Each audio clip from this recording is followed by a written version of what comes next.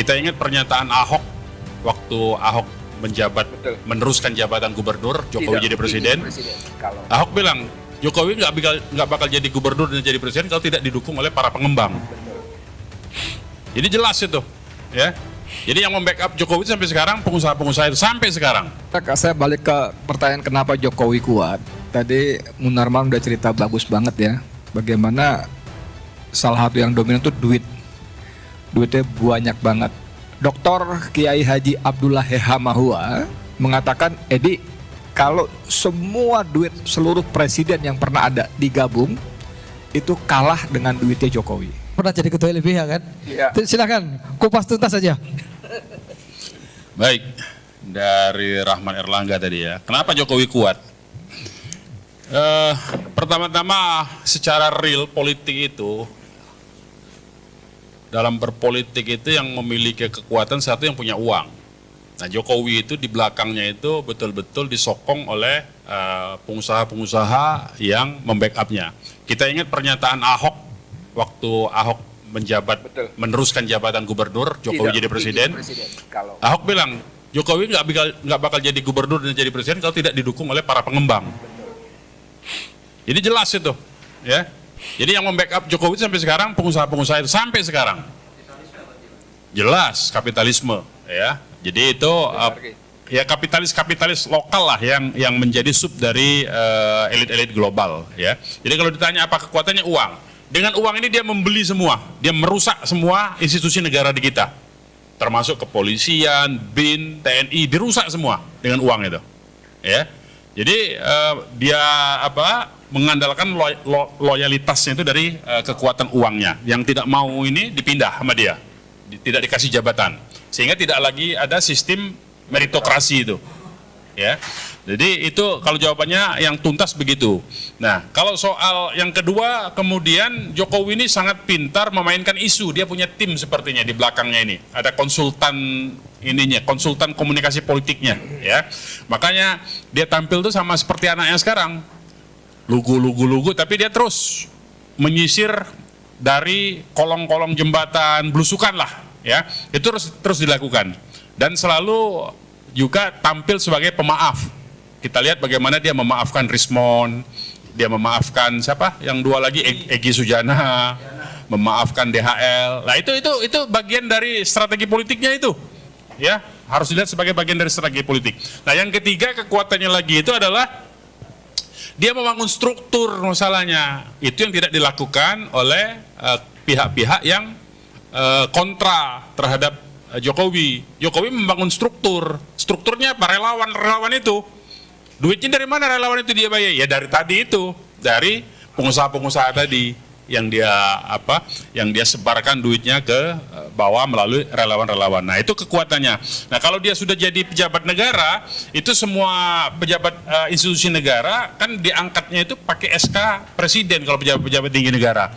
Kalau nggak nurut bisa dia pecat. Nah, di situ orang-orang yang yang gila dengan jabatan pasti akan tunduk pada dia. Dan itu sudah kita buktikan selama Jokowi menjabat 10 tahun. Jadi ada pejabat-pejabat tinggi yang ketika kita dorong untuk berani berhadapan dengan Jokowi, dia terus terang menyatakan, saya ini diangkat SK-nya oleh Jokowi, tanda tangan Jokowi. Kalau nggak diangkat di tanda tangan Jokowi, saya nggak bisa jadi pejabat tinggi katanya. Terus saya bilang, ya saya ngikutlah katanya begitu. Ya sudahlah kalau udah begitu. Nah, jadi kalau ditanya apa kekuatannya, itu kekuatannya, ya. Jadi nggak ada yang lain itu kekuatannya.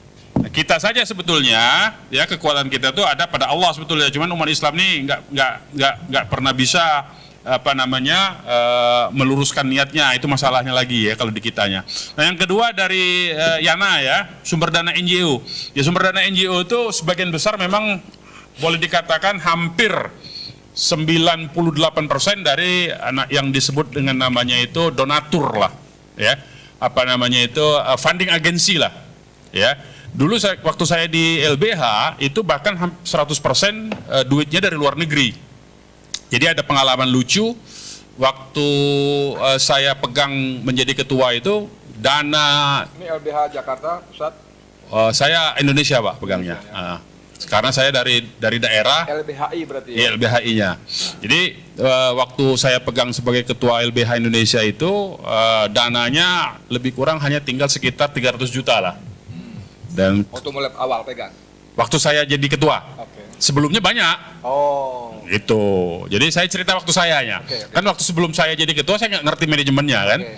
Begitu saya jadi ketua, kan tentu saja saya harus periksa Oke. secara keuangan seperti apa. Nah, ternyata tinggal lebih kurang sekitar 300 juta lah. Sementara yang pegawai harus digaji itu, kebutuhan LBH itu dalam 1 bulan lebih kurang pengeluaran kita itu sekitar 3 sampai 5 M. Allah Akbar. 1 bulan. 1 bulan. Karena untuk gaji semua, Pak. Jadi kan ada kantor cabang di beberapa provinsi dan itu digaji semua. Makanya kenapa aktivis-aktivis LSM itu giat bekerjanya ya karena memang digaji sebetulnya. Nah, waktu zaman saya karena saya tidak punya duit, akhirnya pakai efisiensi, Pak. Oh. Semua aktivisnya tidak digaji, yang kita gaji karyawan tok. Oke. Yang cleaning service-nya, nah itu kebijakannya begitu, Pak. Jadi kalau kita jadi penguasa begitu, Pak, harusnya, Pak. Top. Kalau sekarang kan enggak, dianya gaji besar, yang bawa-bawa nggak ada gajinya dibalik. Nah kalau kita balik waktu itu, jadi yang aktivisnya tidak kita gaji, tapi yang karyawannya kita tetap gaji dari uang yang ada. Nah kan kita harus punya putar uang tuh, putar otak untuk cari uang. Nah dari mana akhirnya kita ya seperti sekarang dilakukan oleh Presiden Indonesia ini keliling dunia lah ya. Kita ke Eropa Utara, ke Skandinavia, ke Norwegia, ke Swedia, ke Belanda, ke Prancis, macam-macam lah. Kita cari duitnya itu. Nah, yang menarik ya, waktu ketemu sama funding agensi itu namanya funding agensi. Funding agensi itu semacam lembaga yang dibentuk oleh pemerintah negara-negara mereka. Separuh dana dari APBN mereka, separuh dia nyari sendiri dari masyarakatnya. Nah, dan kemudian itu disalurkan ke dunia ketiga seperti Indonesia. Itu Dunia ketiga. Iya, dunia ketiga namanya kita ini kan ininya. Nah, yang paling banyak itu memang memperhatikan Indonesia itu adalah Belanda karena dia merasa punya tanggung jawab moral bekas jajahannya, begitu. Nah, yang menarik waktu saya ke Belanda itu diskusi dengan lembaga yang semi pemerintah tadi dibentuk oleh pemerintah, namanya Novib namanya ya. Nederland apa saya lupa itu dah panjangannya. Nah, dia tanya, ini pertama yang dia pertanyakan itu adalah kenapa waktu sebelum Anda jadi ketua LBH itu kenapa Anda ikut-ikutan bela Abu Bakar Basir katanya. Oh. Itu satu pertanyaan. Yang kedua pertanyaannya, kalau kami kasih dana lagi ke Anda, lembaga Anda ini, sejauh mana orang-orang Kristen di Indonesia dapat pembelaan dari saudara, dari lembaga Anda? Itu kenyataannya. Bantuan bersyarat ya. Jadi bantuannya tidak ada bantuan yang gratis, itu tidak ada. Bantuan bersyarat. Bantuannya semua pakai syarat. Ya. Bantuannya itu semua pakai syarat. Program-program yang diajukan itu kalau tidak cocok dengan agenda mereka nggak bakal disetujui. Jadi semua program, jadi dia memang punya program besar. Judulnya memang bagus-bagus. Demokratisasi, akses terhadap keadilan, itu judul programnya. Penguatan civil society. Penguatan civil society. Itu judul-judulnya bagus-bagus. Tapi begitu teknisnya, yang dimaksud dengan civil society itu kelompok mana yang Anda biar. Kalau kelompok Islam nggak bisa, langsung dicoret, langsung berhenti itu. Mainnya diimplementasi di laporan keuangan nanti. Pada saat pelaporan keuangannya, laporan kegiatan itu dia lihat, ini kelompok mana yang Anda bantu, yang civil society yang mana. Kalau kelompok-kelompok Islam bantu misalnya pengajian ini, wah langsung berhenti itu program. Tapi kalau yang dibantu aktivis-aktivis sekuler, yang anti-Islam, oh itu terus tuh bantuannya. Nah begitu juga demokratisasi. Kalau yang banyak difasilitasi itu kelompok Islam, nggak bisa itu. Makanya tadi pertanyaan, kenapa dulu Anda membela Abu Bakar Basir katanya? Begitu. Pakai jawabannya Pak? Saya jawab aja pakai teori mereka sendiri. Anda kan mengajarkan HAM. HAM itu membela orang tidak memandang siapa latar belakangnya. Saya gituin aja. Karena memang begitu kan. Dia mengajarkan begitu. Saya pakai aja ilmunya mereka. Nah, diam dia. Tapi dia bilang, ya tapi kami dipertanyakan oleh donatur kami di dalam negeri sini. Kenapa uang kami dipakai untuk membela teroris katanya? Begitu. Nah, jadi itu ada bersyaratnya. Jadi tidak semua uang, termasuk utang luar negeri yang resmi melalui negara, begitu juga. Jadi jangan dikira kepala negara keliling kemana-mana itu nggak pakai syarat, sama syaratnya. Yang LSM aja, dunia LSM aja begitu, apalagi yang negara, ya. Dan mereka sekarang ada perubahan kebijakan sejak Soeharto itu tumbang tahun 98. Kalau dulu dana-dana mereka lebih banyak dialokasikan untuk membantu LSM. Tapi begitu kemudian Soeharto jatuh, terjadi perubahan politik lebih terbuka, mereka lebih banyak membantu langsung ke lembaga negara, Pak. Begitu. Jadi misalnya ada program Saya pernah ngalamin dulu. Ada program disebutnya itu akses untuk keadilan bagi rakyat miskin katanya. Ya, judul program itu Access to Pure, Access to Justice to Pure. Maksudnya bagi orang-orang miskin supaya bisa mendapatkan pembelaan bantuan hukum. Pur, bukan pure, pur ya. Nah, jadi program itu dulu sebagian besar ditaruh di LBH untuk membantu orang-orang miskin memang ya, yang bermasalah, yang dapat yang penggusuran segala macam lah pokoknya. Advokasi lah. Tapi kemudian belakangan setelah Soeharto jatuh, dia langsung ke Mahkamah Agung program kerjasamanya itu. Nah, dibentuklah akses untuk keadilan itu, bagaimana sistem peradilan supaya bisa pendaftaran, ada sistem keterbukaan informasi, begitu itu dia. Gitu, jadi dia sekarang lebih mau bekerja sama dengan lembaga negara dibandingkan dengan LSM. Alasannya? Dan negara bisa dia akses, bisa bikin aturan, dia bisa mengendalikan kebijakan negara. Misalnya begini, pernah Sekretariat Negara itu dan Mahkamah Agung punya program untuk digitalisasi sistem peradilan. Alatnya beli dari mereka semua, dan mereka bisa akses itu kapan saja. Kan ada keuntungannya bagi mereka, dan alat mereka laku dijual. Kalau untuk ke LSM cuma habis untuk kegiatan-kegiatan yang seperti ini, seminar macam-macam begitu. Jadi nggak bisa dia artinya manfaatkan langsung. Tapi kalau ke negara dia bisa dapat langsung manfaatnya. Nah, itu alasannya kenapa dia sekarang lebih banyak bekerja. Makanya duit LSM sekarang kering sebetulnya dibanding sebelum Soeharto jatuh. Kalau sekarang lebih kering LSM itu, jadi harus kerja keras betul LSM itu sekarang. Ya, nah itu kalau soal pendanaan tadi pertanyaan jadi kalau dari luar negeri hampir 100% bahkan ya. Nah, kemudian yang ketiga dari Sudendi, selain masalah politik adalah masalah ideologi. Iya betul. Negara ini kan punya postulatnya itu, mengelola negara ini sejak zaman Soeharto bahkan sejak zaman Soekarno.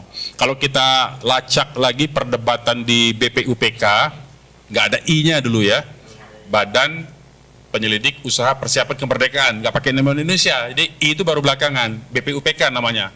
Ya, Badan Persiapan Usaha Penyelidik Kemerdekaan itu perdebatan tentang apakah Indonesia ingin menjadi kerajaan, republik atau dasarnya Islam itu sudah terjadi, dan akhirnya mayoritas ketika di voting itu lebih kurang yang menginginkan sistem sekuler itu adalah 64-66%. Itu sempat voting tuh. Nah, itu terus sampai sekarang. Sehingga kemudian negara ini memandang kekuatan ancaman bagi negara ini, ya, eksistensi negara ini ancamannya dari kelompok kanan yaitu Islam dan kelompok kiri yaitu komunis. Selalu begitu itu. Eka-eki. Nah, itu yang ideologinya. Jadi memang dijaga negara ini oleh penyelenggara negaranya, ya, oleh birokrasinya itu untuk supaya tidak ada kekuatan yang terlalu besar yang disebut kelompok ekstremis kanan dengan ekstremis kiri. Strateginya bagaimana? Kalau kekuatan kanan naik, lagi kuat, misalnya apa? Contohnya, 2017 kekuatan kanan dianggap dominan dengan aksi 212 yang begitu besar. Maka kemudian negara memfasilitasi kelompok-kelompok kiri untuk ngimbangin itu. Begitupun ketika kelompok kiri sedang kuat, mahasiswa-mahasiswa kiri atau kelompok-kelompok kiri kuat, nanti sebentar lagi akan dimunculkan, didorong, difasilitasi bahkan oleh lembaga-lembaga negara dan dengan berbagai macam operasi intelijen untuk memperkuat kelompok-kelompok Islam untuk menyerang kelompok kiri. Selalu itu yang dimainkan. Ya, supaya nggak ada yang kuat, supaya dia berantem aja berdua itu, kiri sama kanan berantem supaya dia tetap berkuasa. Itu aja sebetulnya. Sekuler yang disebut dengan sekuler liberal tengah itu yang berkuasa. Nah, jadi yang kiri sekali, yang kanan sekali diadu terus. Jadi kalau kiri lagi kuat, naik, ini kelihatannya kan kelompok Islam lagi nurun nih, kiri-kiri lagi kuat nih. Kalau kita perhatikan di medsos kan, lagi isu-isu kiri nih lagi banyak nih. Nah, biasanya akan dimunculkan nanti, didorong bahkan, didekati, itu kelompok-kelompok kanan tuh, yang didorong untuk naik. Tujuannya untuk mengimbangi. Nanti, ini pernah kita alami sebetulnya, ya. Ini kalau mau contoh konkret, tahun 98. ketika Soeharto jatuh oleh anak-anak mahasiswa kiri, apakah itu forkot segala macam, tiba-tiba ada Pam Swakarsa kan? Pam Swakarsa itu kerjaan aparat negara itu. Wiranto punya itu. Nah begitu kira-kira contoh konkretnya itu. Cara negara ini dikelola itu dengan cara begitu, mengadu sesama anak bangsanya, dan itu dipraktekkan oleh Jokowi. Sampai sekarang Jokowi melakukan hal itu, ya masih terus dilakukan itu. Nah begitulah cara negara ini bekerja. Nah karena itu kita mesti lebih cerdas sebetulnya untuk menghadapi ini. Sebetulnya pola lama. Sekarang ini masih tetap begitu, Eki, cuman ditambah satu lagi sekarang, kelompok radikal bebas katanya. Bener ada tuh, ada, kita sudah dapat tuh. Jadi tetap ada kelompok kiri yang menjadi ancaman, tetap ada kelompok kanan ya yang sekarang radikal, intoleran, teroris. Ada lagi radikal bebas katanya sekarang ini. Nah radikal bebas itu macam-macam itu nanti masuknya. Nah sudah ada perkembangan baru lah kira-kira, ada tambahan baru kekuatan yang mengancam eksistensi negara. Jadi sudut pandangnya begitu sebetulnya, sudut pandangnya. Jadi cara negara ini bukan menyelesaikan persoalan yang ada, tetapi justru diaduk-aduk aja sama dia. Yang untung siapa? Tadi itu yang disebut tadi, kapitalis itu, baik itu kapitalis lokalnya yang berasal dari kitanya, yang berada di sini, yang menjadi kepanjangan tangan dari kapitalis globalnya. Tetap begitu sebetulnya. Ya, saya kira gitu. 3 pertanyaan. Terima kasih. Ya. Saya kira saya balik ke pertanyaan kenapa Jokowi kuat. Tadi Munarman udah cerita bagus banget ya. Bagaimana salah satu yang dominan itu duit. Duitnya banyak banget. Bitor Suryadi itu mengatakan di bunker rumahnya ada duit. Kata Bitor ya, bukan kata saya. Tapi itu memang dinarasikan juga gitu loh. Dr. Zulkifli Ekome juga mengatakan di beberapa lokasi lain ada duitnya. Cuman benarkah itu? Wallahu alam, ya kan? Yang pasti bahwa duitnya banyak banget ya. Dr. Kiai Haji Abdullah Hehamahua mengatakan, Edi, kalau semua duit seluruh presiden yang pernah ada digabung, itu kalah dengan duitnya Jokowi. Penasehat 2 periode KPK, Abdullah Hemahua. Dan duit itu dari sumber-sumber yang sangat dekat. Dia mengatakan kepada saya, sekarang konsentrasi Jokowi adalah di kecamatan mana yang belum ada pengurus PSI. Gila nggak loh? Di kecamatan mana yang belum ada pengurus PSI. Duitnya nggak terbatas ya. Tadi Munarman bilang begitu disebut LBH operasi 1 bulan, biaya operasi 1 bulan 45 miliar. Kaget saya, gila banyak banget. Ternyata dia mensubsidi LBH daerah. Gaji-gaji gitu, itu 45 miliar. Sekarang bayangkan kalau Jokowi konsentrasi membentuk PSI tiap kecamatan. Kalau kantor sewa kantor setahun 50 juta aja, kali 50, 5 tahun udah berapa? Belum operasional segala macam. Jadi duitnya emang nyaris tak terbatas. Duit dari mana? Nah, ini menarik. 3 menteri Jokowi yang terkait korupsi di persidangan mengatakan setor pada Jokowi. Yakut, siapa lagi ada. Lalu Rocky Gerung mengatakan ketika Gibran datang ke dia untuk berguru, ketemu, Gibran mengatakan setiap Sabtu yang diulang oleh Rocky Gerung, Anda bisa googling, jadi saya cuma mengulang aja nih ya. Setiap Sabtu menteri datang setor duit. Setiap Sabtu. Tadi waktu masih di ruang depan saya bilang sama beliau ini berkuasa itu dahsyat bos. Dahsyat berkuasa. Saya tidak pernah berkuasa tapi hanya numpang kuasa. Dahsyat luar biasa. Itu tinggal kita buka mulut, duit ngalir. Mau kayak apa juga ada. Dahsyat, saya ngalamin itu. Nah, jadi duit itu memang banyak. Jokowi mengendalikan penuh para menterinya. Selain dia tadi beliau bilang dengan SK, Kepres, menjadi menteri, menjadi kepala badan, segala macam dan sebagainya, juga dia melakukan taktik sandera. Jadi kalau ada menterinya maling, korupsi, enggak dia tegur, enggak dipecat, enggak. Jadi misalnya nih menteri belah kirinya lagi nyolong mangga tetangga, dia potret aja, cetrek. Menteri makanannya cetrek, lagi tidur sama istri tetangga, cetrek, misalnya gitu, udah. Pada saatnya lo begini-begini ya, kalau enggak ini begono. Gitu loh. Jadi tekniknya begitu, dia menyandra tadi semacam tadi, dan itu dahsyat luar biasa. Yang sampai hari ini seperti beliau bilang tadi, walaupun dia sudah lengser hampir 2 tahun, 1,5 tahun, dia masih pegang pada posisi-posisi kunci. 20 Oktober 2024 Prabowo dilantik sebagai presiden. 21 atau 22 saya lupa, diumumkan kabinetnya. 17 menteri Jokowi ada di situ. Pratikno, Sri Mulyani, Tito Karnavian, bla bla bla bla, 17. Dan kalau siapa namanya Muhammad Saididu mengatakan tanggal 13 Oktober 2025 ya. Ya 2024. 13 Oktober 2024 Prabowo datang ke Solo. Kalau kata Saididu itu peristiwa lebih dahsyat daripada Super Semar. Karena ada 5 perintah Jokowi kepada Prabowo. Selain titip 17 nama, perintahkan tidak boleh mencopot Listio Sigit minimal 1 tahun. Ada 2 lagi yang saya nggak boleh ngomong, masalahnya nggak enak.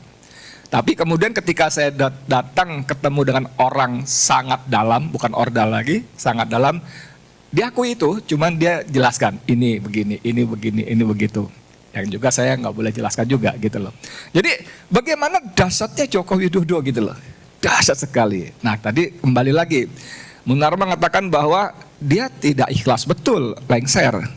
Ingat nggak bagaimana Kodari, Muhaimin Iskandar, siapa lagi menarasi, termasuk si ini, siapa? Temen dulu itu, Lanyala Mataliti. Itu mengkampanyekan Jokowi 3 periode. Yang konon katanya Hasto membuat Megawati marah. Karena konstitusi mengatakan cuma 2 periode. Kata Hasto ya, kita nggak tahu apa bagaimana ya. Jadi bagaimana Jokowi ngeyel ngotot pengen 3 periode itu yes.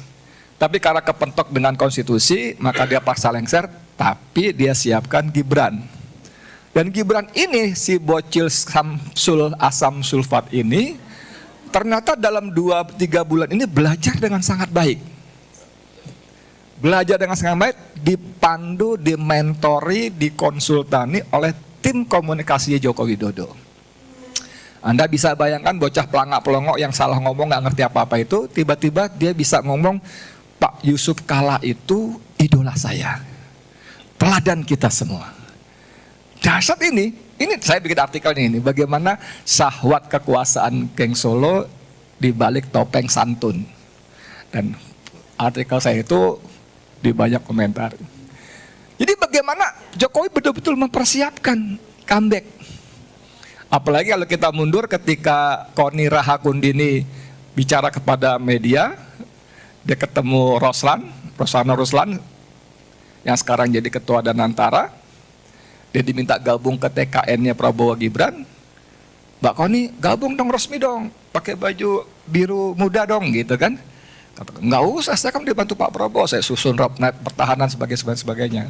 Enggak Mbak Koni, soalnya nanti, nah di sini masuk barang nih, nanti Pak Prabowo cuma 2 tahun, 3 tahun berikutnya Gibran. Dia kaget, saya berdiri, maksud lo kan gitu kan, dengan gaya Koninya kan ya. Kalau gue jadi Gibran Prabowo, kalau gue jadi Jokowi dan Gibran, Prabowo gue bikin mati besok gitu. Jadi bagaimana memang orang tua ini yang kena stroke, yang mati-mati ini, memang dibikin ke bahasa Jawa kejet-kejet, tahu nggak kejet-kejet? Diberikan PR-PR yang menguras pikiran dan emosi dia. Peristiwa 25 Agustus 2025 sampai September awal, demo besar itu bukan terjadi begitu saja. Ada aktor-aktornya, ada dong yang disebut-sebut dana Soros antara lain, dimainkan oleh LSM NGO tadi. Dan itu Prabowo marah besar. Dan setelah itu si siapa namanya ketua BIN, Budi Gunawan dicopot. Saya telepon orang sangat dalam, itu Budi Gunawan kan orangnya sangat mega gitu, walaupun bukan PDIP, sangat mega padahal. Iya, Pak Lebin dulu. Lagi. Ya, saya jadi Menko Polkam kan. Terus Kenapa dia copot? Ini kan mengganggu komunikasi dengan Mega. Orang sangat sudah keterlaluan. Kita nggak bisa toleransi. Jadi yang saya mau katakan betapa dahsyatnya Joko Widodo dengan uangnya, dengan jaringannya, dengan birokrasi yang sampai dipelihara sekarang. Tapi di luar itu semua, saya ingin mengatakan mengutip kalimat Munarman ketika saya pertama kali kesandung hukum. Kata Munarman, pilihan lu nyerah atau lawan. Kalau lu lawan, mereka takut. Kalau lu berani, mereka takut. Waktu itu KM50. KM50. Iya, kalau lu berani, mereka takut. Saya datang ke rumah Rizal Ramli. Rencana kamu gimana, Ed? Saya lawan, Bang. Gebrak meja deh. Jebret, kamu jangan sok pahlawan, bla bla bla. Padahal gue bawa fatwanya dia. Kalau kamu masuk penjara, Ed, orang itu cuma ingat kamu 3 hari. Orang simpati segala macam, setelah itu lupa semua. Itu tokoh-tokoh Islam yang lo kenal semua itu bohong semua. Nggak ada perhatian segala macam itu gitu. Saya mau lawan, Bang. Udah jangan sok jago gitu. Jalani bilang gitu. Nah, tapi di luar itu saya kenapa kutip kalimat ini? Karena memang saya ingin mengutip ketua BEM UGM sebelumnya tuh. Siapa namanya? Gibran juga ya? Yang anak muda anak UGM sebelum Tio ini, yang rame yang bikin alumni sangat memalukan. Kalau BMUI kan The King of Lip Service, Gibran kalau nggak salah namanya. Itu mengatakan Jokowi hebat. Itu karena kita lemah. Jokowi hebat tuh karena kita lemah. Jokowi kuat tuh karena kita lemah. Tiba-tiba pindah perahu. Ada Egy Sujana, ada Damai Hari Lubis, itu kan teman-teman kita semua, senior-senior kita semua. Karuanlah Rizwan segala macam. Jadi bagaimana dengan kekuasaan segala macam itu kita, karena kita nggak kuat, karena kita lemah. Tapi kalau kita kuat juga, saya ingat kata Rizal Ramli sebagai penutup, duit itu hanya bisa dikalahkan oleh duit yang lebih banyak. Ini ada 2 bertikai nih, Ferry, Munarman bertikai. Lalu Munarman kena lu bantuin gue, ntar gue kasih 10.000.